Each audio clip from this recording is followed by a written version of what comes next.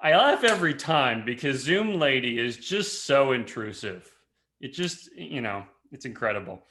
Thank you everyone for joining Tea and Tech this week. It's really a pleasure to see you all, and I'm excited about our chat today.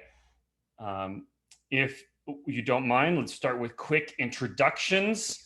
Nick is at my top left. I'm sorry. So we'll start with you, Nick. Nick Howard. I'm a software engineer at a place called ClearPoint Federal Bank and Trust, doing React, C#, and SQL Server mostly. Awesome. Alicia, you're next. Hey, I'm Alicia Webb. I'm a current student learning C# and other things at Tech Elevator, and just wrapping up and super excited. This is my first Tea and Tech. Welcome. Glad to have you. Pete Matthews. I'm Pete Matthews. I don't know if you can hear me or not. I can hear you. Your video's frozen, but I can hear you. Okay, just checking. I would notice my video is frozen too. Well, I'll do my introduction real quick. So I am a recent boot camp grad out of Max Technical Training in Mason, doing C#. Awesome. My second time here. Welcome. Thanks for coming back. We didn't scare you off quite yet. Corinne? Hi, yeah, I'm Corinne. I am also at the Tech Elevator Bootcamp in the .NET cohort with Alicia. And this is my second Tea and Tech. I came a few weeks ago and I've been trying to make it back. Really glad to be here. Welcome, thank you. Nate Schrader. Hey y'all, Nate Schrader. I am also in Tech Elevator, but I'm on the Java side. This is my second Tea and Tech. I was here a couple of weeks ago, but it's great to be back. Awesome, thank you. Jonathan Daugherty. Yeah, name's Jonathan Daugherty. I went to Max Technical Training with Pete, sat right in front of him, I think. No.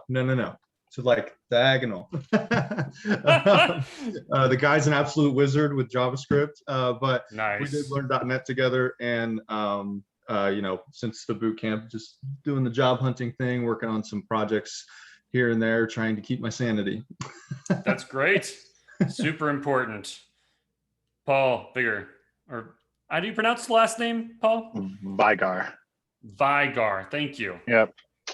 I'm Paul Vigar. I am a bootcamp person doing full stack JavaScript, React, Node.js at Lambda School. Awesome. Christine. Hi,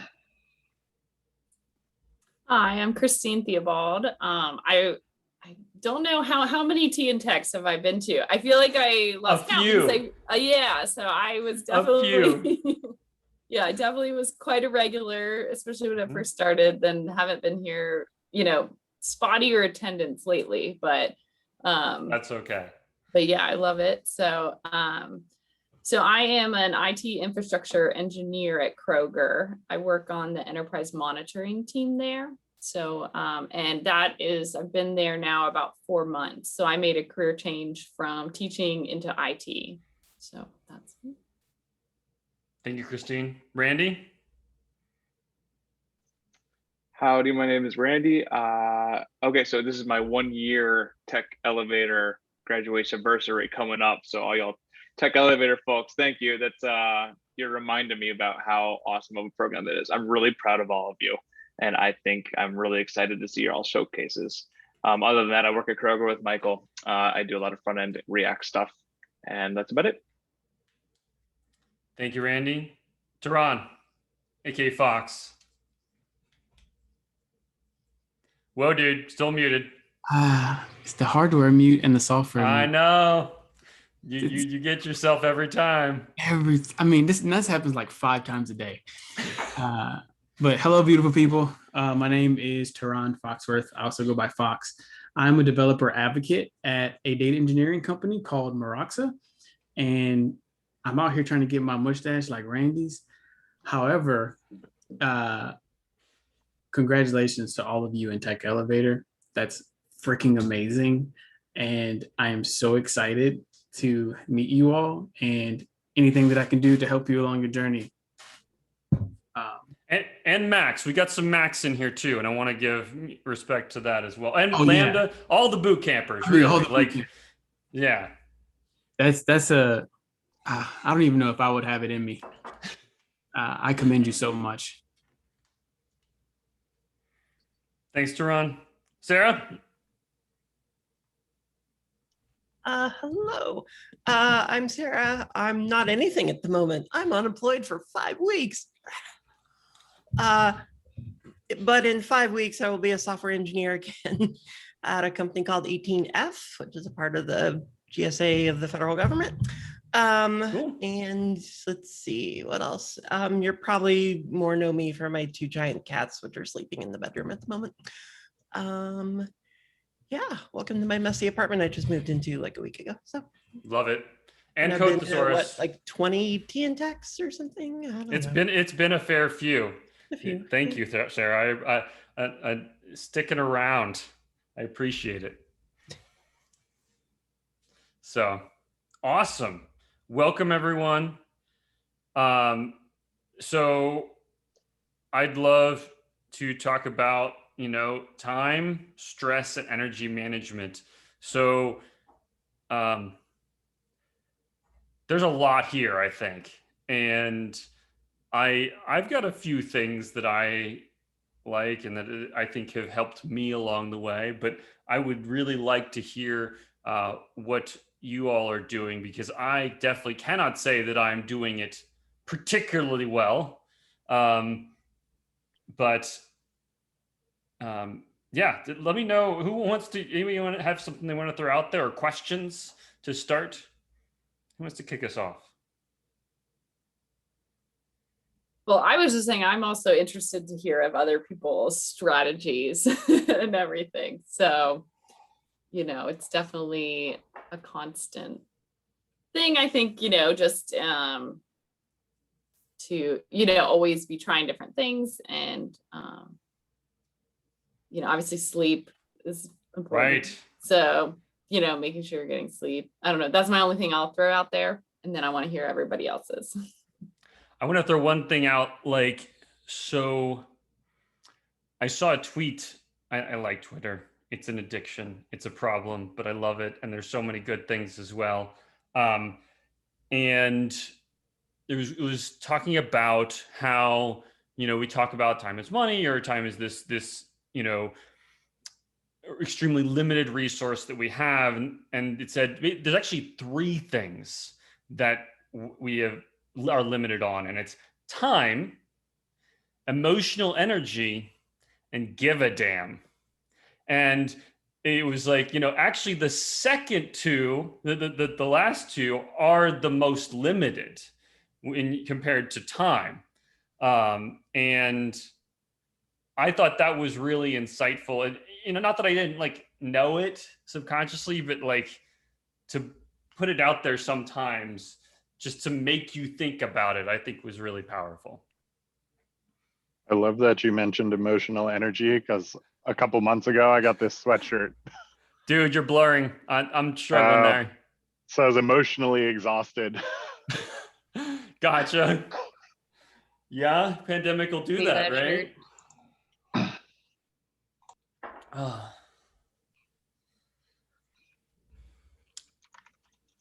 There's a good quote from, I don't know if you guys know the Blog Brothers. It's either Hank or John Green, one of the Green brothers. Yes, the Green brothers. Yeah, but it was like saying, time, we have this mindset a lot that, if you're not being productive, you're wasting your time. But the sense that, happiness is something that you produce as well. So if you're doing things that recharge your battery or making it so that, that you can just cope with the stress of life, that's not time wasted. That's still being productive in a sense, but just not in a way that we traditionally think of productivity.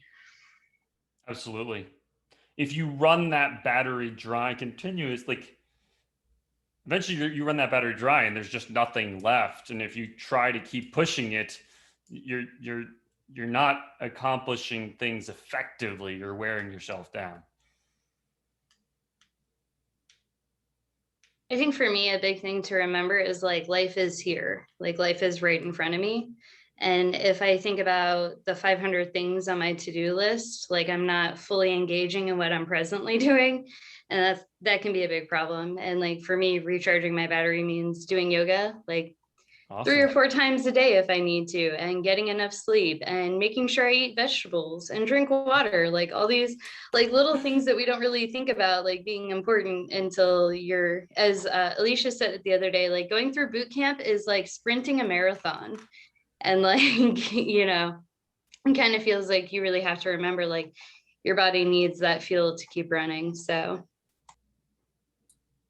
And I like what you said too, because sometimes I think when this topic comes up, the suggestions are go on a vacation or, plan some, day that you get to relax. And that stuff's good. But I also think it's important to think about just within every day, like how is that in that 24-hour period?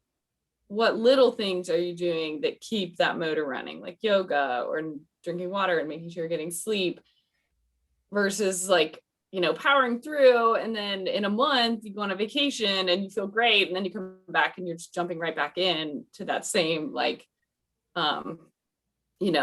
wearing yourself down. So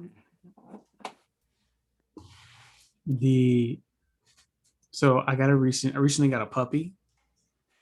And for that exact reason was because, so being an advocate, like we traveled a lot before COVID, and that's what gives me energy.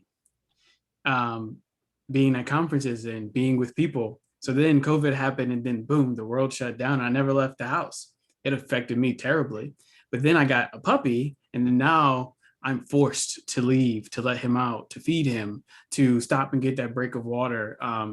That's probably been like the number one change I've made to my life I can't tell you, he's awesome. He's knocked out right here. I'll show you. This is little Enzo. We get our weekly hit of Enzo there. Yeah. Mine is strangely Enzo as well. That is so surprising. Doodle? Yes, he's a golden doodle. Can you show that dog again? I'm sorry. That was adorable. Is that doable? Come here, buddy. The world wants to I see. used to be a professional dog sitter. Oh my God. Oh, look at that cutie. That is a big puppy. He's grown so much. Yeah, this is how old? He's 17 weeks. Oh my God, like a real parent. Wow. We don't talk about months, 17 weeks. Oh, and I was also going to add about the stress thing. If any of you have kids and are in a boot camp, I don't know how you do it. I had my taste with him and I didn't sleep for the first 2 weeks and it was terrible. And if any of you have kids, like kudos to you. You deserve an award, money, tax breaks, whatever they got for you, for real.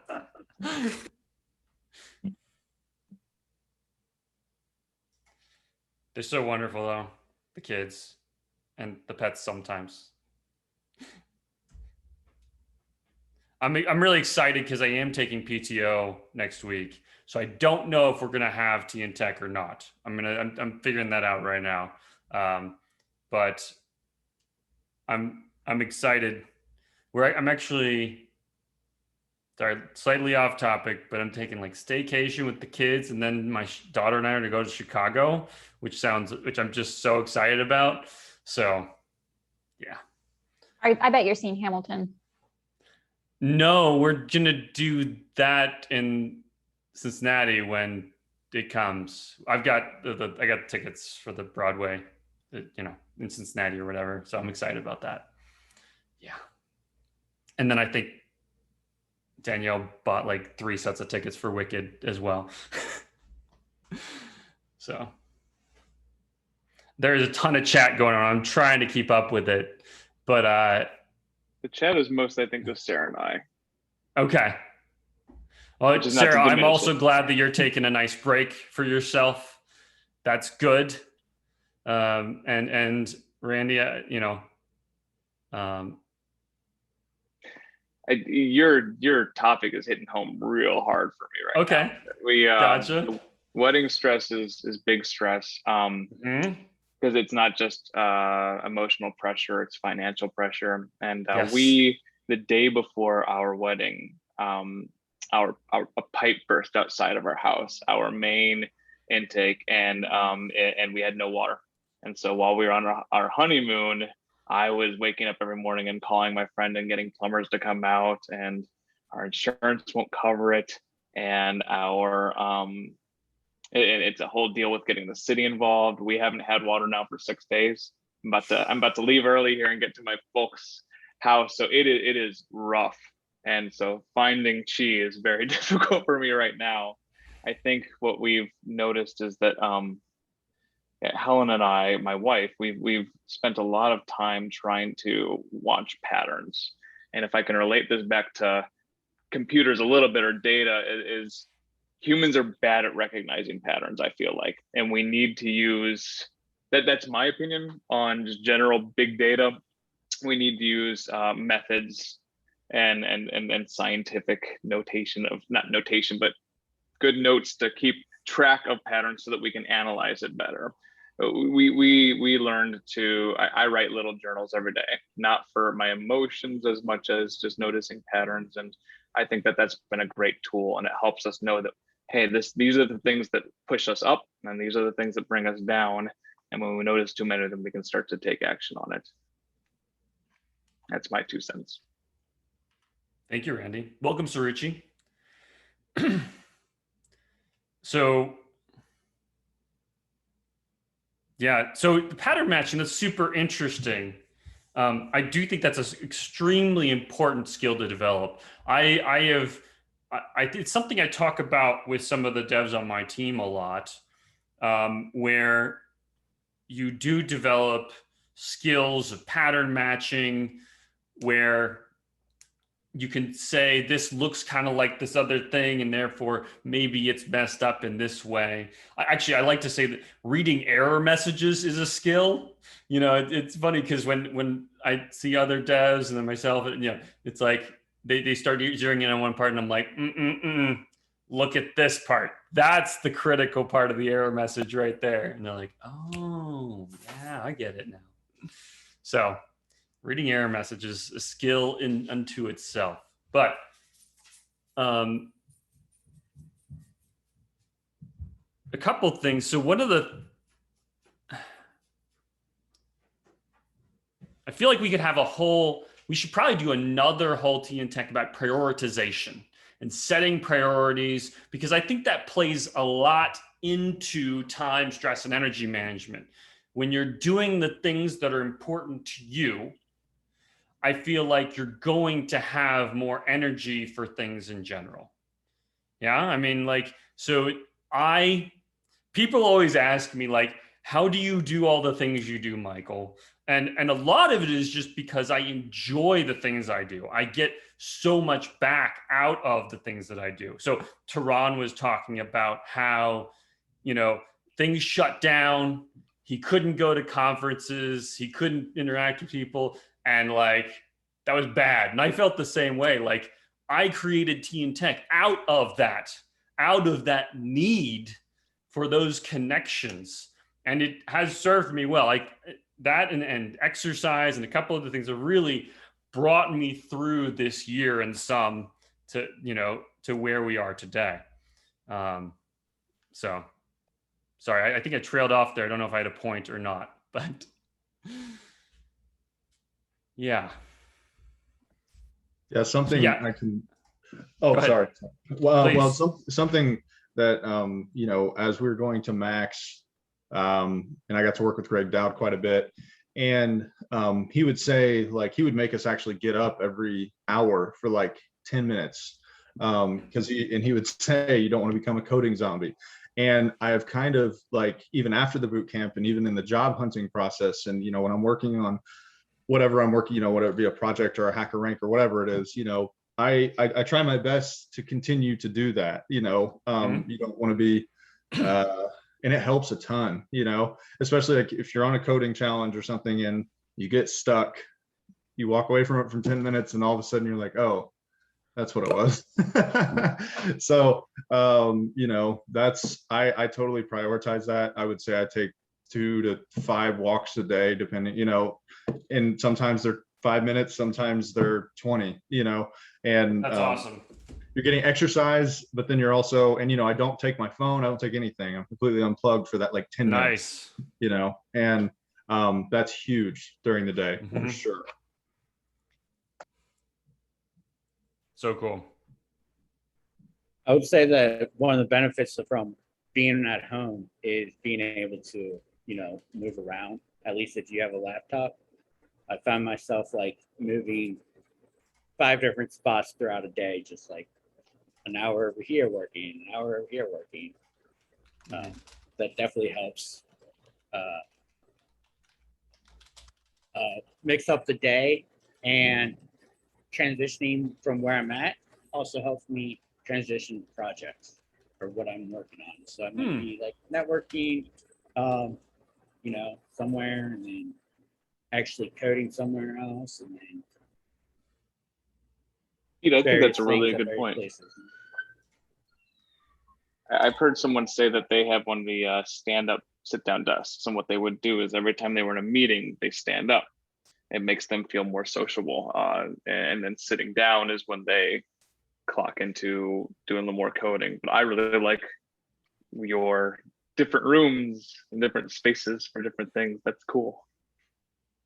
I totally echo the value of the standing desk. If for me, first of all, I can move around a little more. I've got a nice standing mat, so that helps.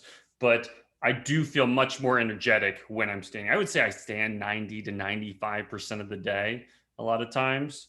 And I really, it has an impact for me. And my standing desk, I spent a good, you know, I really invested in it. But man, if you want to talk about dollars per hour, I mean, the amount of time I spend at this desk, it's worth it. Speaking to the standing up thing, I did sales training and like a couple of jobs ago, and there's some actual psychology behind that when you stand, you actually sound better on the call. You're more persuasive, and you have the tendency to get more like people benefit from the call just by standing for some odd reason. As I say this sitting down. Yeah, same thing is true as even if you're talking to people and you're smiling, it's if you're on the phone, even if they can't see you, if you're smiling, I mean, I don't know, it just comes across better, I guess.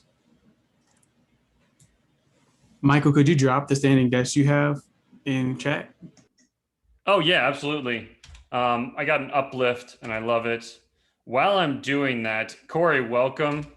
I actually, Corey, I invited Corey because I think some of his stuff is really relevant to our topics. Corey has some interesting knowledge of some of the stuff we're talking about today. So today we're talking about time, stress, and energy management. And I would love if you, I know I'm putting you on the spot, but if you could talk a little about GTD, that would be fantastic. I suspected that you texted me with a motive, and I saw the the name of the meeting, and I thought that perhaps this would come up. So yes, I am a student of and big fan of David Allen's Getting Things Done. It's both a book and like a productivity system. I found it in search of a way to stop forgetting to do things that I'd committed to other people to doing. And I will very quickly go over the part of it that really grabbed my attention and that I find helps me. I will post a link to the book. It's amazing. It costs like $10 new. It's a paperback. But anyway, the whole idea of it is that all of us and all of like every office worker are sort of in a situation that no class of people have ever been in. The word for it is knowledge workers. I think it came from Peter Drucker, but we're largely responsible for not only doing the work we do, but deciding what to do which like no one has ever had to do. Like if you're a factory worker, it's very self-evident what you have to do. If you're a farmer, it's also very self-evident, and you can see very concrete measures of your progress. Whereas we are kind of in abstract thought land, especially as programmers and developers. It's like especially that way. So that's difficult, and you can make life easier on yourself is the point. And one of the ways to do that is to have like an external brain. So one of the things Dave Allen says is that our brains are not built to both reason about information and store information. And so if you try to do both, you'll fail. And the way he describes it as soon as you've committed to doing something, like I need to find a new dentist. That's true. I love it. Part of my brain knows that that I need to find a new dentist. And for some reason related to our biology, feels constantly that I should be acting upon my desire to find a new dentist, where really there are specific situations in which I can act on the goal of finding a new dentist. And so I'm burning mental horsepower by like worrying about this. And I think you probably know what I mean, where like I have felt stressed in my life where I'm like, I should be doing something, like there's something I need to do. I don't know what. And the stress is unnecessary and unhelpful. And the way out of that cycle is to, he calls it capture like some proof of that commitment. So like you could literally write down like, I have a goal to find a new dentist, and then to identify the very next thing that you can do to move that goal of finding a new dentist to its completion. So like he says, envision the end result, which for me is I have a dentist and scheduled a dentist appointment. And probably the next thing I could do to make that happen is to literally Google like dentist near me. And let's say I already have one in mind. The next step would be to call them and to see if they take my insurance. And by capturing that, he calls them next actions, you have removed the burden of remembering what needs to happen next out of your brain and put it somewhere where you can review it and act on it. And the cool part is that almost everything you're engaged with or want to do has a next action that is as straightforward and easy to come up with as Corey needs to call this dentist and see if they take his insurance. And so the idea is to do that with like everything in your head. And then you have a system by which you can engage with your world. And I've been doing it for like 2 years and like completely cannot imagine life without it.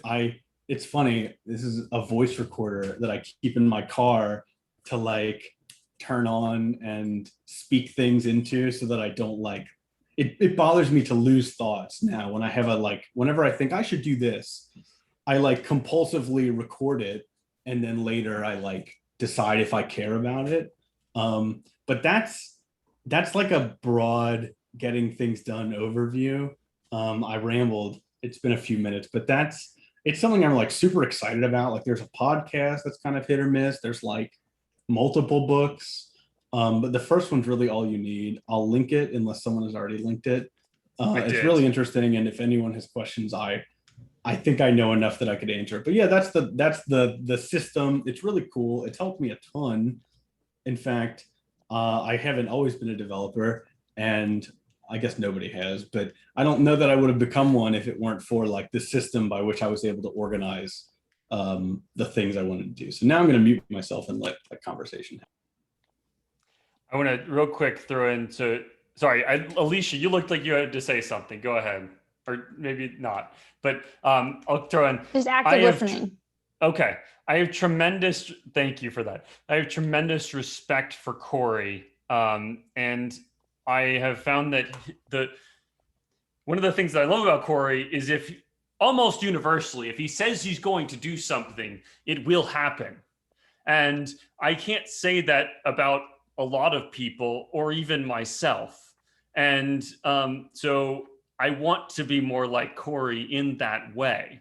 So yes, I am inspired to dig into that more. And it's daunting to me. I started doing some of it. I started reading the audiobook and stuff like that. It's not, I don't find it easy. It's quite dense. It's good, but I didn't find it easy to read. Maybe because it was an audio, because I don't know, but whatever. But it's something that I know I need in my life, and so keeps bringing me back to it.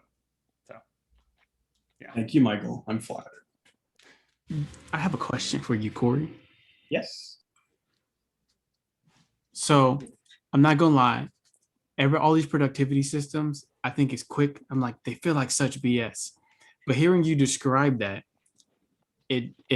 I listened differently, and this question came up. Do you find that being an engineer and having a system of productivity helps you versus because your brain is like already thinking in systems, like you think in structure, does having a system of productivity, do you think that that's actually benefiting both in both directions? I think so. And it might be that like you are all just technical geniuses and I struggle more, but it is only through really intense focus that I'm able to like program effectively and like to properly deal with all this complexity. And my personal answer is that I don't think I could do it without like some way to organize the things I need to learn and the things I need to happen. And you kind of mentioned like there are lots of productivity systems, and I felt the same way because I had like tried a few things and gotten burned by like unhelpful like like a lot of to-do list apps like let you assign priorities to your tasks, which I make no use of because I guess when I think about it, it's like pretty complex to say like this is more important than this, which is more important than this. Like most of them give you 4, and like I don't have 4 tiers of like importance in my head, but I'm sidetracking myself. I think it's even more relevant to us who have to like work with and deal with systems. And I'm speaking through the frame of my own like brain and reference. I could not engage with systems and code and ideas if I wasn't able to condense like things that needed to happen next into like a 1-sentence, like easily understandable task. Do I hit on the things you're asking about? I don't want to not answer your question. No, 100% you did. And I think you've convinced me that I need a system. I'm a big fan. One of the things, I'm going to stop talking in a second, I promise, but like, I fell into the like, today I want to fold the laundry and today I want to like water the plants. And what David Allen has to say about that is that you should only assign things on a day that would like have to happen that day or consequences will happen. So nothing like my house won't explode if I don't fold my laundry tonight. But if I'm newly engaged, right? But your plants might die if you don't water them. They might die if I don't water them. And even then, like that might be all right, but no, no, your plant, yeah, okay. Your plants will die if you don't water them.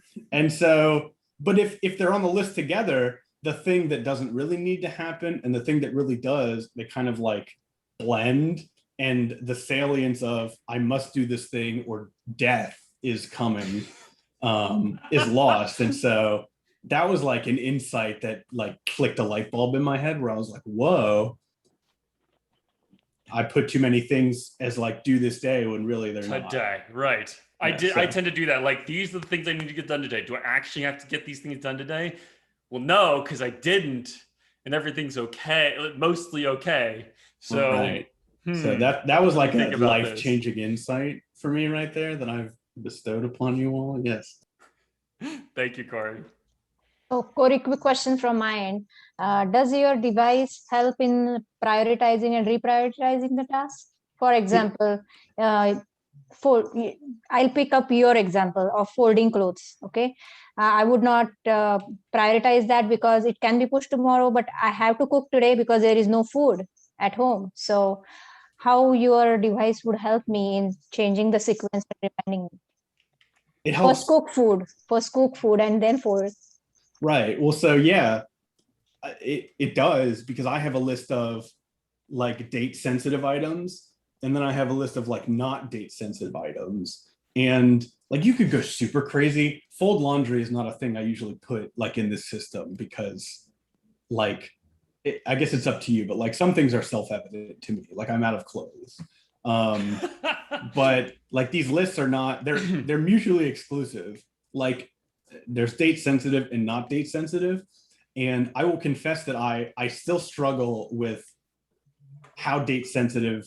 Like I try to ask myself, are there consequences if I don't complete this thing on this date? And some things that aren't must do's, that are like want to do's, still make their way into the list.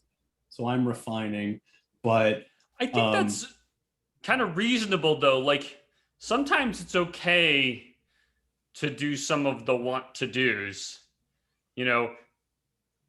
Oh, I know, but is it okay to confuse a want to do and a must do? I have a bad habit of that personally. And how about if we want to align all of them on that day? And there might be some days where you need to complete that, maybe for some occasion. And there are 10, 20 things we need to do. So do you have that facility to enter time? Like, for example, 10 o'clock, I'll do this, and then 12 o'clock, this. And yeah. Well, the thing about like this whole, it's a system, right? That I've never encountered before is that you can implement, it's a system that can be implemented, and you can implement it like basically in any way you want. Like if you had wanted to use like a notebook as your implementation device, you could, and the author encourages that. I use a to-do list app called Todoist that I really like. There are like tons of apps. Yes, I'm also a Todoist acolyte. Oh, I'm so into Todoist. Oh man, that's exciting. Todoist is the best. I don't use it for like work related. It's mostly just like household related. But my favorite thing about it is that that's like a form of emotional labor, is remembering what needs to be done and like assigning yourself the task. So with Todoist, like I don't have to remember what needs to be done and assign myself the task. Like because I'll just change the sheets when Todoist tells me to change the sheets. Like there's no mental labor and like how long ago did I change the sheets? It's like, oh no, it's today's the day. You know, there's no mental energy that I'm exerting on like when to clean the oven. Like, nope, that's just once a month, or like vacuum the stairs. You know, it's just there's no mental energy that I'm spending on that. So that's been really nice. I didn't even think about that aspect. That's fantastic. If you and your partner disagree about housekeeping, it'll be really great for your relationship. I'll just say. That makes sense. It is exactly the feeling of like, I don't have to bear this mental burden that the author sort of goes after in like presenting this system. And it's cool because his job before he wrote a book was like a consultant to basically like help people get more organized. And so he sort of was like, he learned over the years that there were certain things that helped consistently, and that turned into a book and a system. That's awesome. It's cool. I like it a lot.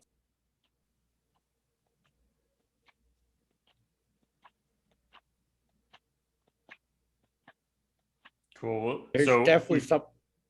Go ahead. I was going to say there's definitely something to be said about the mental aspect of knowing you have not necessarily things that must be done, but just keeping that in your brain. Like I can't forget about this. So having the Todoist app to write that down, or just focusing on that. I think that's a big thing. It's just being able to do something about that, even if you can't do something about the task at hand right now, but being able to at least know you're not going to forget about it. You've given me a perfect segue to mention another point that I found sort of life-changing, which was that he said you should just like make a list of things that you think you might want to do, and put anything you think you want to do but aren't committed to right now on that list, and then just look at the list once a week. And by doing this, you completely give yourself permission to have things in your life that, something must be done about, but that you're not willing to expend energy on. He calls it the someday maybe list, and that's what I called mine. But it's amazing, and mine's massive. And whenever you walk past the thing that is on that list, he says you can say like, oh, I already know I need to do that, but like I've committed to not doing it. And so like, no problem, no mental stress induced. That does sound like a weight off. Cool, I like it. I'm a fan, obviously. Yeah. I think it's really easy to kind of overflow our mind to adding stress to the stress that you need to complete something. If you're not making a tangible list, if you're not, clearly setting out your goals and what you want to do. I've struggled with that for sure. With the job hunt, it's like, oh, have I called that person? Have I called this person? It's like, okay, you need to slow down. You need to write some stuff down. So you know what you've done. And, that I think that's kind of another thing too, is like, writing down what you have done too, to negate future stress, or second guessing yourself, just keeping an active log of what's happening, in addition to writing down what needs to be done. This reminds me of, so I have incredibly terrible ADHD, and I couldn't actually operate life if, so there's an app called Workflowy, and every week, within each week, I have every day. And then as I move through the day, I write down what I'm doing. Because if you've seen like any video about an ADHD person where like they're making coffee and then go tie their shoe, never come back to the coffee, go upstairs, that's totally me. I come back to this list and go like, okay, what the hell was I doing?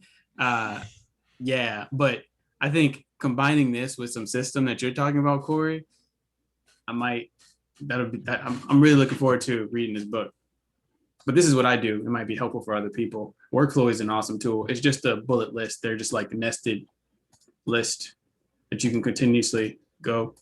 And then I just go down each week. I've been doing it since 2019. So I can tell you what I was doing on that day.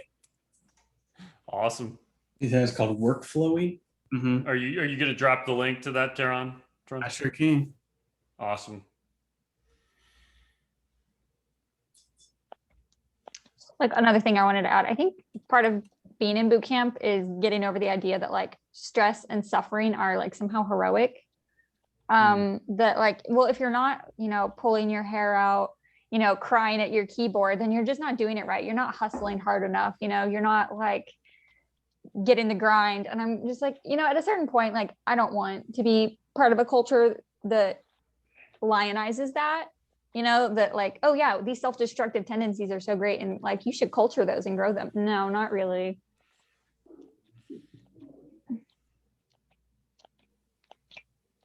Respect your mental health. I take mild offense to the whole not being heroic with my stress and breakdowns and all of that. I thought that was totally normal.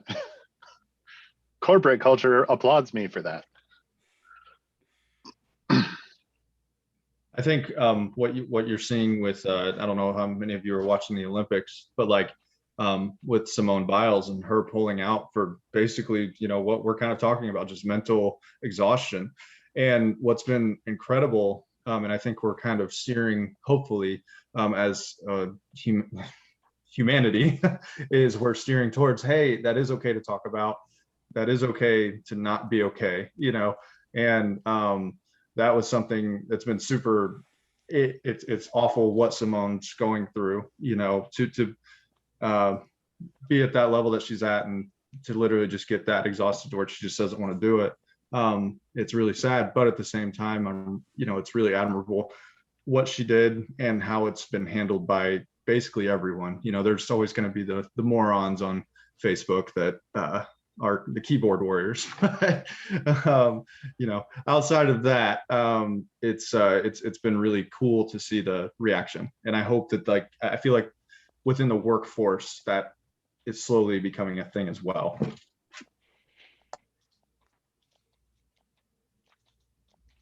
And I think to add on to that, it's the stigma is changing and it's becoming more acceptable to talk about mental health. But I think the next step is it being more accessible to do something about mental health. And like most of us have worked 9 to 5 or jobs that have limited flexibility at some time in our lives, whether or not we do still. And that can greatly limit your options to seek assistance, whether it just be your own habit development or actually going and meeting with a professional. And so while there's still kind of a bumpy road with a lot of like the remote services that are coming out, like I think that's one of the things that COVID really kind of helped move along, is a lot of these remote medical services, specifically therapy, being accessible on your phone whenever you need it. I think that's going to be a boon in the long term.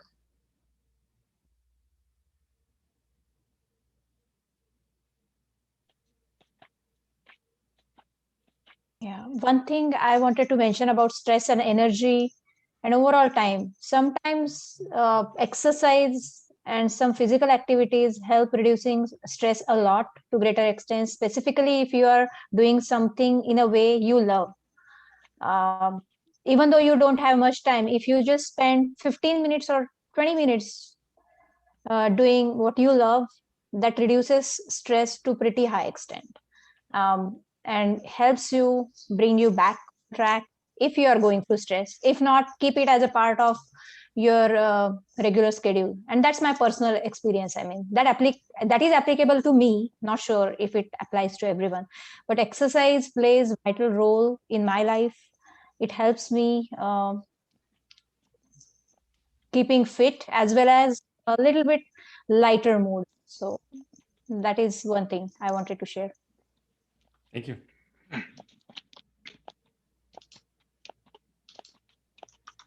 I think it's really amazing how much you can do if you like spend 15 minutes performing mindfully one task.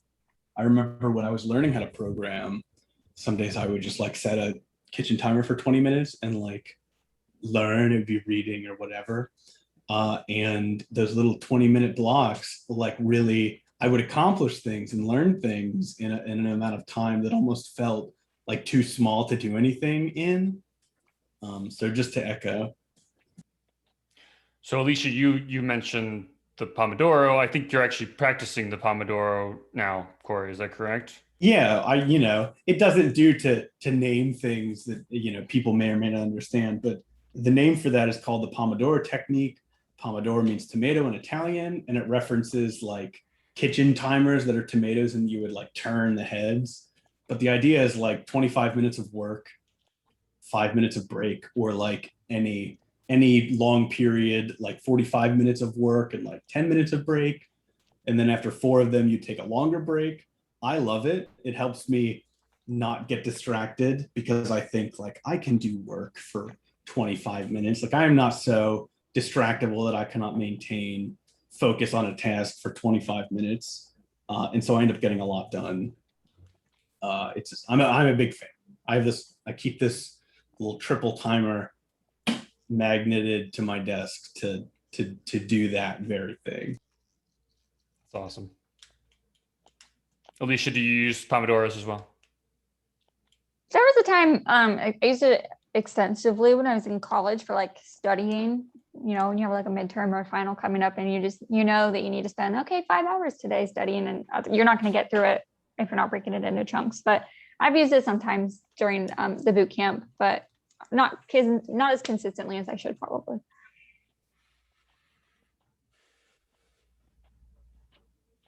A tool, and you should, you only use tools when you need them. Yeah.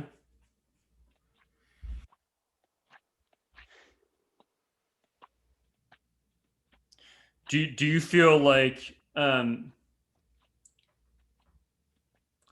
to think if we've discussed it, but what about strategies for awareness? Are there, do you sometimes discover, man, I'm exhausted and I have been churning on this and I've not gotten anywhere because I'm just not in the right state of mind? Does anybody have strategies for awareness where, first of all, because in order to fix it, you have to recognize it, right? Curious if that's a thing that people think about. If there are people here who have not tried like meditation, it's really cool for that. And I've tried it. I'd like to become a regular practitioner and I'm not. But there are, I don't know if I want to call them sects, but like disciplines of meditation that exist with the sole intention of like making one more aware of their thoughts and feelings. So to your question, I've practiced mindfulness meditation enough that I, some of the time, can become aware of when I am like burning out or fizzling or otherwise like not thinking well. Other times I start to do really dumb things when I code, like like misspell a variable name twice in a row. And like sometimes that is my key to like, oh, I need a break. So there's my 2 cents. Awesome. I use a lot of meditation too, but I use a lot of body scan meditations because for me, like when something is wrong, when I'm not feeling well or not doing well, I often feel it like inside my body first. And that's probably because I do a lot of stretching, a lot of like walking and working out. So like if I'm not feeling well and I'm getting frustrated, I won't always get like that feedback like, hey, you're getting frustrated, but I will get like tense in my body and I'll be like, oh man, my shoulder kind of hurts. Maybe I should take a break because I'm really just I'm not getting it, like I'm hitting a wall. So for me, I do a lot of body scan meditations so that I can just be aware of how I'm feeling like in different areas of my body. That helps me a lot. So that is really cool. On that note, like breathing exercises, just like taking a minute or two and breathing as deeply as you can and trying to focus on nothing except literally the air coming in and out of your lungs. It's just like a common, simple meditation you can do. The Apple Watch even has like a built-in breathe thing where you can just take a minute. Like it helps like before an interview, if your nerves are up there, like 2 minutes before your interview, just do some like mindful breathing. That could really help calm you down and just kind of help you focus more on the task at hand. Awesome. So we are coming up to 5 o'clock and I want to respect people, but I'm also happy to hang out and chat a little more if there are things that people want to discuss. For example, I'd love to talk a little more about distraction management because that's a serious problem for me. Like I'm always chasing like my mind.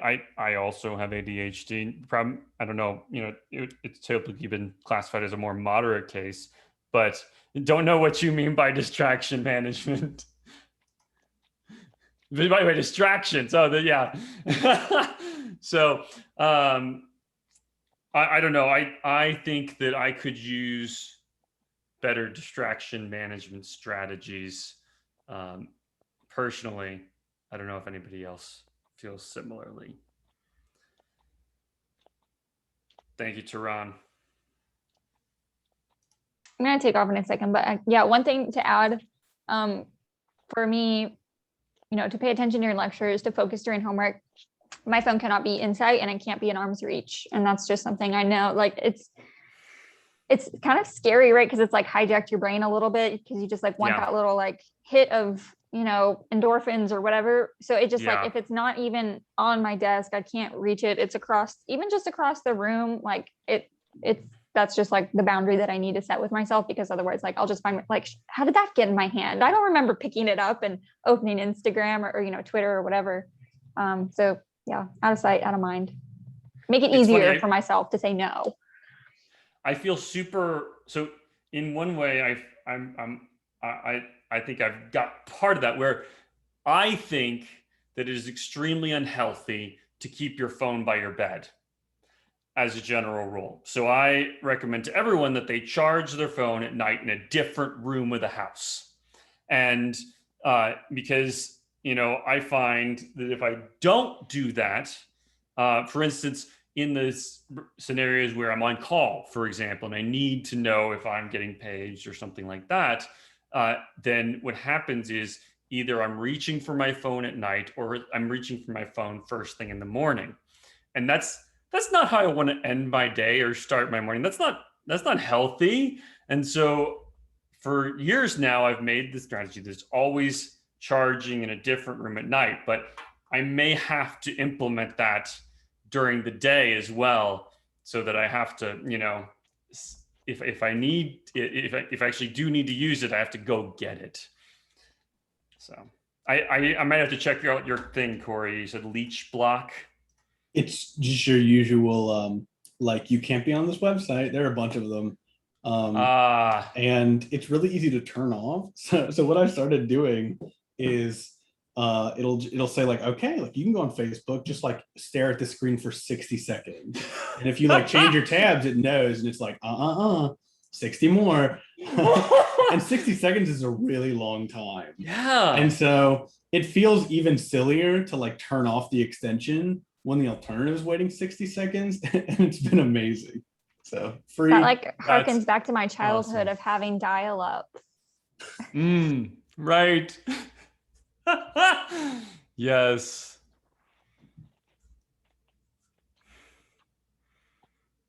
Cool. Yeah, I'm gonna have to give that website a shot, because that's incredible. Like, it's like, you want to go on that website? Okay, cool. Wait 60 seconds. And like the majority of the time, it's like, it's not even worth 60. Like, you're not even on there for 60 seconds sometimes. Right. But it adds up over the day. You're opening Facebook every 5 minutes for 10 seconds or something, whatever it is. That's really cool. I'm definitely checking that out. Thanks for sharing that. Sure. Yep, You have to configure it like a little bit. Oh, perfect. I love it. Yeah, it's free. I cannot express to you how long 60 seconds, like I get to 55 and I'm like, this is stupid. And then I go back to not being on Facebook, which is pretty cool. So Michael, to add on to your phone thing, I don't do it as extreme, but I've found by switching all the chargers in my house to wireless chargers, so my phone has to sit there in order to charge.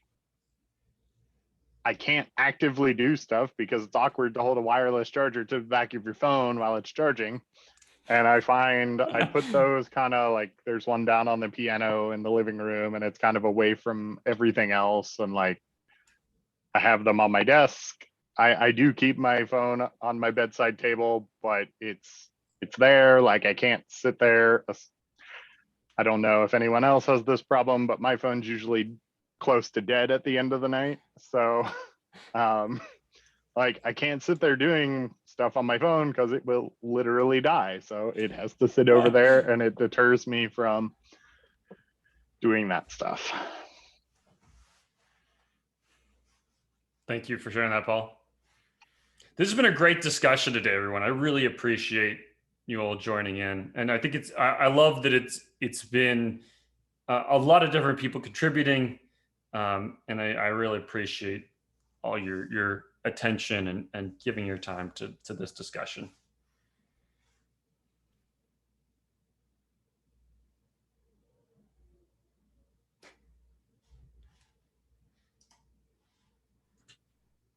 Is this like a little video, Corey, of delaying? No, so I felt the need to add, since I kind of hyped it up. For it to do what I said it did, you have to say, when I go to this page, set it to the delaying page, because by default it like will just say, don't, like, you can't be here, I told you. And and so there's a screenshot of the button to click to make it. I like the 60 seconds more than the like, you can't be here. So right. That's just a picture of the setting. Yep. Thanks, Sergi. Thank you, everyone. I will post this on YouTube after the fact. if anybody wants to go back and reference. I hope that that's not a problem. Oh no, I know you weren't just asking me, but yeah, thank you. Thanks, Michael. Thank you, Corinne. Yeah. Thank you, everyone. Enjoy your evening. And I'll send out an email about whether we're meeting next week. So thanks for pulling me in and listening to me. I'm gonna jet. Bye. Thank you, Corey. It was fantastic. Thanks, Michael. All right. Thank you.